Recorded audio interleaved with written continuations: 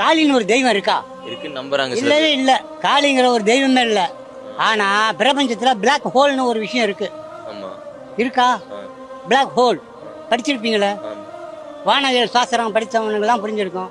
Black hole சூரியனே முழுங்கிரும். அப்ப பூமியை மாத்திரம் அதையும் முழுங்கிரும். காளிலாம் ஒரு விஷயம் தான். அதான் காளி. பிளாக் ஹோல் தான் காளி. பிளாக் ஹோல் தான் காளின்னு சொல்லுவாரு. காளி இவனுங்க சொல்றத காளி ஒரு விஷயமே இல்ல. கடவுளே இல்லவே இல்லை. கடவுள் என்பது இயற்கை. ஒன்று மற்றொன்று ஆகும், மற்றொன்று மற்றொன்று ஆகும். அவ்வளவுதான் இயற்கை. இயற்கையினுடைய தத்துவம் தான் கடவுள்.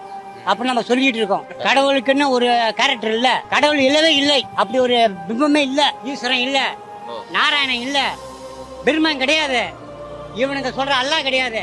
இவன் இயேசுவும் கிடையாது. இவர் உலகத்தை தோன்ற அத்தனை மையும் அத்தனை மதங்களும் பொய். ஆண் பெண் என்பது மட்டும்தான் மெய். எந்த ஜாதி மதம் வேறு எல்லாமே பொய். சர்வ நாசம். உலகத்தை பொய்ய மட்டும்தான் வச்சு ஆளா நினைக்கிறான். எல்லா முட்டாளுகளையும் ஜாதியை சொல்லி, மதத்தை சொல்லி, கடவுளை சொல்லி ஒவ்வொருத்தையும் பிரிக்கிறான். இது எல்லாம் ஆல்வேஸ் எல்லாம் போர்ஜரி.